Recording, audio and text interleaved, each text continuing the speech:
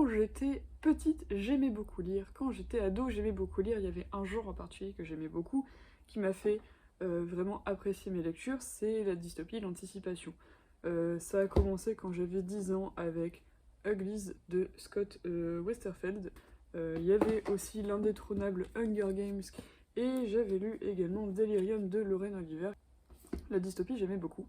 Et ce qui fait que c'est un genre que j'aime encore plus maintenant, maintenant que je suis libraire, que je lis de plus en plus. C'est un genre vers lequel je me tourne, c'est un petit peu mon petit plaisir coupable, on va dire. Je vous ai fait une petite sélection de romans, dystopie, anticipation.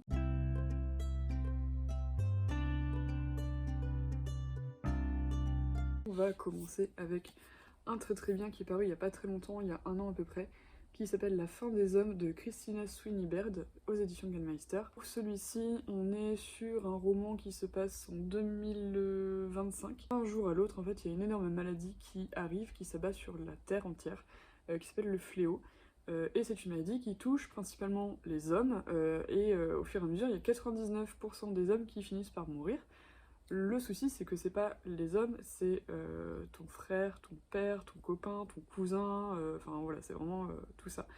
Et nous, on va suivre du coup tout un groupe de femmes, donc c'est un roman qui est choral, on a différents points de vue.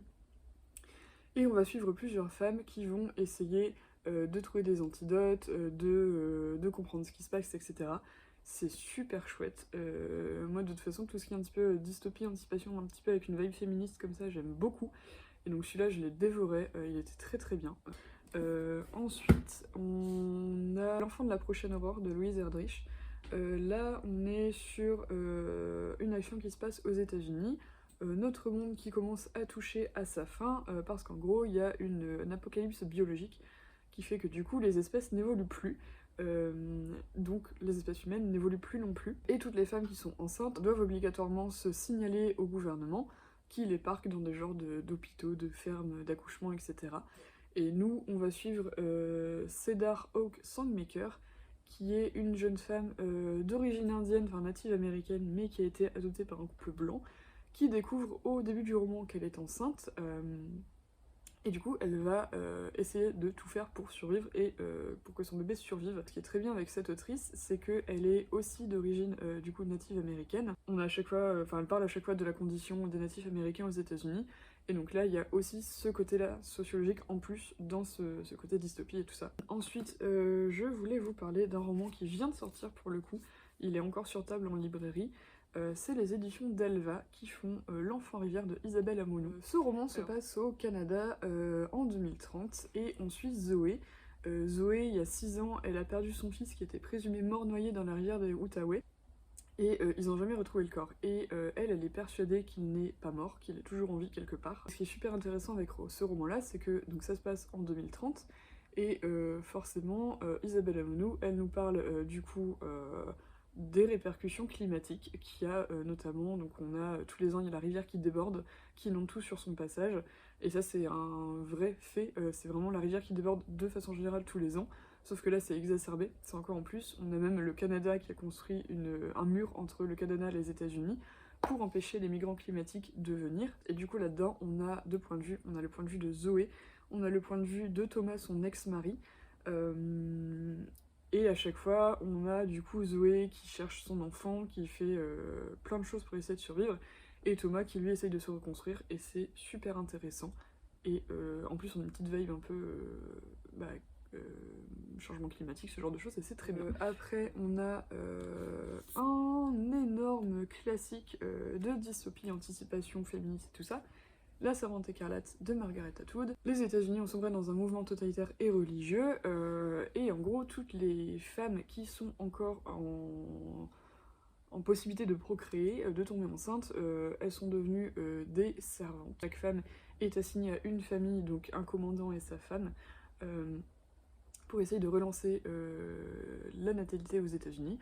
Et nous on va suivre deux Fred, donc on ne connaît pas son vrai nom, c'est juste deux Fred, qui nous raconte un petit peu sa vie, qui nous raconte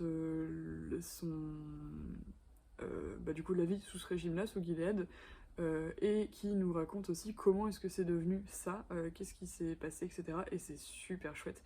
Et pour le coup, celui-là, je l'ai vraiment dévoré en moins de 2.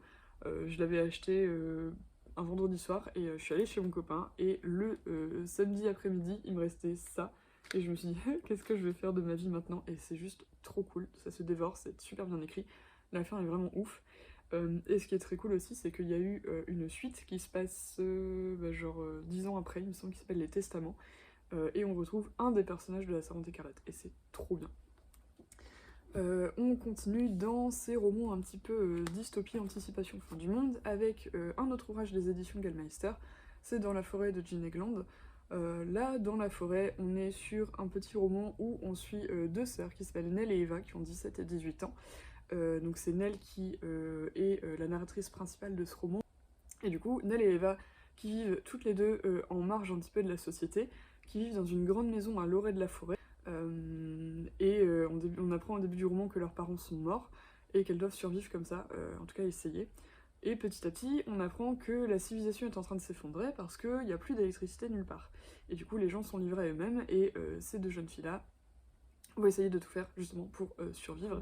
On aborde plein de sujets, on aborde aussi le sujet de la sororité, la relation entre sœurs, qui est extrêmement bien et bien amenée et bien écrite selon moi. Ensuite, on a un énorme pavé, Les Somnambules de Chuck Wendig aux éditions Sonatine, qui fait 1200 pages. On est cette fois en Pennsylvanie, donc toujours aux États-Unis, dans un petit village, et on va suivre Shanna, qui a 17-18 ans. Et en fait, un jour, Shanna voit sa petite sœur, partir, et du coup, elle se dit, bah, trop bizarre, parce qu'en plus, en fait, elle est en train de marcher, mais en dormant. Elle essaye de la réveiller, sa sœur ne se réveille pas, du coup, Shanna se dit, bon, bah, je vais la suivre pour éviter qu'elle se fasse mal, pour prendre soin d'elle et tout ça. Et petit à petit, en fait, la petite sœur de Shanna est rejointe par un autre somnambule, encore un autre somnambule, etc. Et bientôt, il y a une marée de gens, de somnambules, qu'on n'arrive pas à réveiller. Petit fun fact aussi, c'est que si on essaye de les arrêter, par exemple en leur faisant un câlin ou quoi, au bout de quelques secondes, ils finissent par exploser. Donc très sympa, on sait pas trop ce qui se passe. Parallèlement à ça, on a une petite épidémie de grippe qui arrive aux États-Unis. Pas de chance. Et tout ça, ça a été écrit avant le Covid, donc c'est vraiment fou de voir à quel point Chuck Wendig il a réussi à présenter tout ça, à amener le fait que dès le début on a peur de l'inconnu, on a peur des personnes qu'on ne connaît pas, etc. Et c'est super intéressant, on parle de plein de trucs là-dedans, du coup on parle de somnambulisme, on parle de la petite épidémie, il y a également le sujet aux intelligences artificielles, et c'est un roman qui est extrêmement dense, qui est vraiment bien, que j'ai dévoré en une semaine, 1200 pages en une semaine de vacances, c'est dire à quel point il était addictif. Il est sorti en poche aux éditions Pocket il y a pas très longtemps. Ensuite, j'ai encore quelques petits bouquins à conseiller, pareil, si vous aimez toujours la petite vibe dystopie, anticipation et tout ça. Là, on a un petit roman des éditions Gallmeister qui fait 250 pages, qui est paru il y a 2 ans. C'est un premier roman d'une autrice allemande, donc c'est à l'époque où ils ont décidé de s'ouvrir au reste du monde avec des romans norvégiens, islandais, italiens, allemands justement. Et du coup là-dedans on suit Skald, qui est une jeune fille, et sa mère Edith, donc elles vivent toutes les deux, pareil, un petit peu en marge des autres, et elles vivent dans un petit village en Allemagne, du coup on imagine, qui est coupé du reste du monde parce que les habitants ont fait sauter le pont qui les reliait au reste du continent. Ce qui fait que du coup ils sont vraiment dans un microcosme tous ensemble. Et donc on peut pas sortir, on peut pas rentrer. Sauf qu'un jour, Skald, en allant dans son jardin, elle croise une petite fille qui n'était pas là avant. Elle sait pas comment est-ce qu'elle a pu arriver là. Toujours est-il qu'elle est là. Et du coup elle se dit bon bah ok, trop bizarre, elle lui demande de partir mais la petite ne répond pas.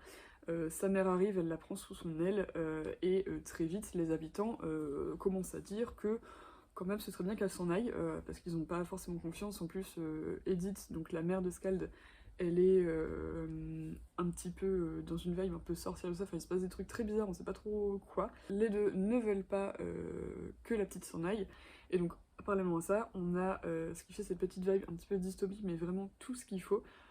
C'est que on a le monde qui commence aussi à partir un petit peu en cacahuète. Il y a notamment les espèces, donc les animaux qui sont tous devenus albinos, on sait pas trop pourquoi, il y a une énorme chaleur qui écrase tout sur son passage, enfin c'est sympa. Donc voilà, c'est très très chouette, et ça pour le coup c'est vraiment dans une petite vibe tout petit peu dystopie. Donc si vous aimez pas trop, si vous lisez pas trop ça de base, ça c'est vraiment bien. Ensuite j'en ai un autre qui s'appelle Vox de Christina Dalcher. Alors celui-ci, je l'ai lu il y a 1 ou 2 ans, je me rappelle plus très bien, mais je sais que j'avais plutôt bien aimé. Là-dedans, les femmes n'ont droit qu'à 100 mots par jour, donc elles ont un petit bracelet sur le poignet qui compte les mots. Et dès qu'elles dépassent le mot, voilà, le centième mot, dès qu'elles arrivent au 101e mot, il y a une petite décharge qui les parcourt. Et nous, on va suivre un personnage qui s'appelle Jean. Jean qui était, il me semble, une ancienne professeure linguiste, un truc comme ça. Et un jour, en fait, il y a le président du parti fondamentaliste qui arrive, qui vient la voir en disant que son frère est victime d'aphasie, et du coup, Jean se dit, bon bah c'est ma chance pas de m'émanciper moi, mais d'émanciper ma fille en tout cas. Et c'est plutôt cool, je crois qu'il y avait un petit peu un délire un peu scientifique tout ça là-dedans, donc c'était pas trop mal. Moi là j'ai cuit de la même autrice du coup dans ma fille à lire, donc on verra ce que ça donne, mais en tout cas très sympa. Et le petit dernier, c'est Les Heures Rouges de Lenny Dumas. Alors celui-ci, il est assez original parce que c'est une dystopie qui n'est plus une dystopie, dans le sens où on est aux États-Unis et l'avortement est interdit, la PMA aussi, enfin la PMA est sur le point de l'être aussi. Et on va suivre du coup 5 personnages qui vont devoir évoluer dans ce contexte-là. Il y a notamment qui est une célibataire de 42 ans qui essaye d'avoir un enfant toute seule, mais bah, du coup, vu que la PMA va bientôt être interdite, elle a un petit peu de mal. Il y a une jeune fille qui a 18 ans qui apprend qu'elle est enceinte, il y en a une autre qui est femme au foyer, qui est l'as de sa vie, etc. Enfin, c'est vraiment plein de portraits de femmes qui essayent de survivre dans ce contexte-là. C'est un roman qui fait flipper parce que pour le coup je l'ai lu juste quand on a appris que les États-Unis étaient revenus sur l'arrêt Roe versus Wade, donc bon, voilà. En tout cas c'est très sympa, pour le coup c'est vraiment un roman assez choral aussi, on a à chaque fois un chapitre sur chaque femme. Bah, j'espère que ça vous a plu et on se retrouve bientôt pour une autre vidéo.